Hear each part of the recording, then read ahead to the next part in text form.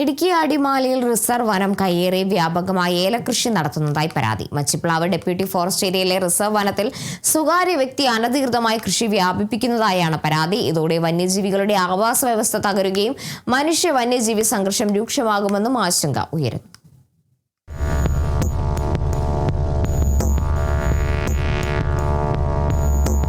Machiplavu deputy forest ഏരിയയിലെ reserve വനത്തിൽ ചെറിയ മരങ്ങൾ വെട്ടിമാറ്റി ഏകദേശം 100 ഏക്കറോളം സ്ഥലത്ത് ഏലകൃഷി ആരംഭിച്ചതായാണ് പരാതി.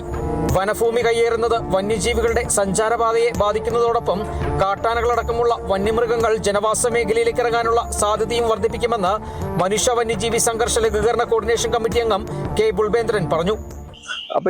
ഇപ്പോൾ ഇടുക്കി ജില്ലയിൽ മനുഷ്യ വന്യജീവി സംഘർഷം കൂടുവാനുള്ളൊരു കാരണം റിസർവ് വനത്തിലേക്ക് ഏലകൃഷിക്കായി ഇവർ കയറുകയും ടൺ കണക്കിന് രാസവളവും കീടനാശിനി ഉപയോഗിച്ച് കയറുമ്പോൾ വന്യജീവികളുടെ കുടിവെള്ളവും തീറ്റയും എല്ലാം നശിച്ച് ഇവര് വന്യജീവികള് അതുപോലെ പന്നി പാമ്പെല്ലാം പുറത്തേക്ക് വരുന്ന സ്ഥിതിയാണ് കാണുന്നത്.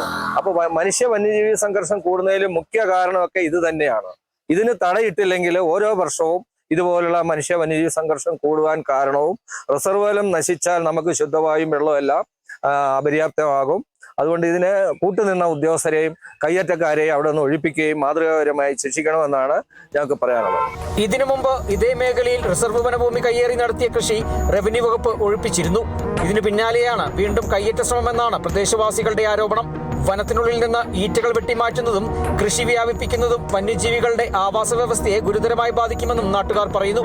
പരാതിയിൽ അടിയന്തര അന്വേഷണം നടത്തി കയ്യേറ്റം ഒഴിപ്പിക്കണമെന്നും ഉത്തരവാദികൾക്കെതിരെ കർശന നടപടി സ്വീകരിക്കണമെന്നാണ് പ്രദേശവാസികളുടെ ആവശ്യം.